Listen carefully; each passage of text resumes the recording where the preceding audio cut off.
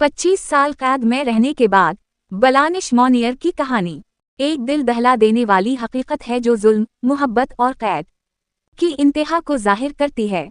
बलानिश Monier 1840 में France के शहर बुवातिये में एक अमीर और मुअज़्ज़ज़ खानदान में पैदा हुए। उनके वालिद मकामी यूनिवर्सिटी के डीन और वालिदा एक मारूफ सोसाइटी खातून थीं।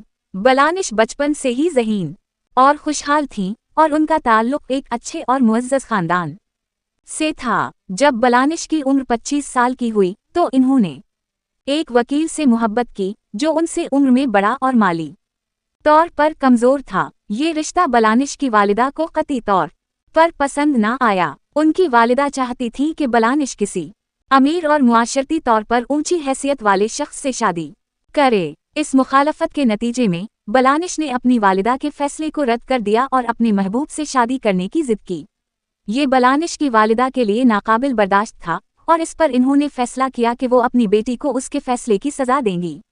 उनकी वालिदा ने बलानिश को अपने घर के एक तारीक और गंदी कमरे में कैद कर दिया, जहां उसे 25 साल तक कैद रखा गया।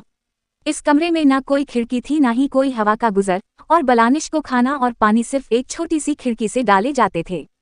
बलानिश के कैद में होने के बारे में किसी को कुछ पता नहीं था, ना इसके दोस्तों को, ना किसी रिश्तेदार को, और ना ही इसके महबूब को उसके बारे में कोई इल्म था।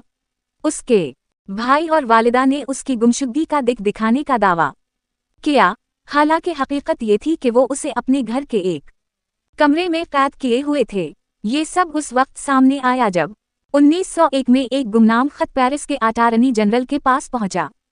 खत में लिखा था कि एक लड़की, बलानिश मोनियर, कई सालों से एक तारीक कमरे में कैद है। पुलिस ने इस खत की तहकीकात की और 23 मई 1901 को बलानिश को बाजियाब कर लिया।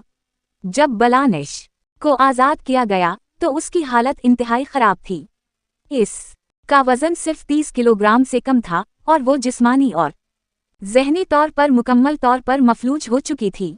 उसके जिस्म पर ज़ख्म थे और इसका जिस्म कीड़े मकोड़ों से भरा हुआ था। वो जिंदगी की सबसे ज़्यादा कर्बनाक हालत में थी। बलानिश को फौरन एक नफ्सियाती अस्पताल में दाखिल कराया गया, जहां उसे इलाज फराहम किया गया। ताहम वो कभी भी अपनी मामूल की जिंदगी की तरफ वापस न जा सकी। वो 1913 में अस्पताल में वफात पा गईं।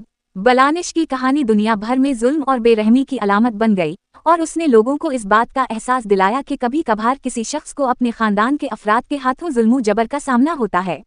ये कहानी इस बात का भी सबूत है कि मोहब्बत की खातिर किए जाने वाले फैसले कभी कभी जिंदगी पर गहरे असरात मुरतब करते हैं।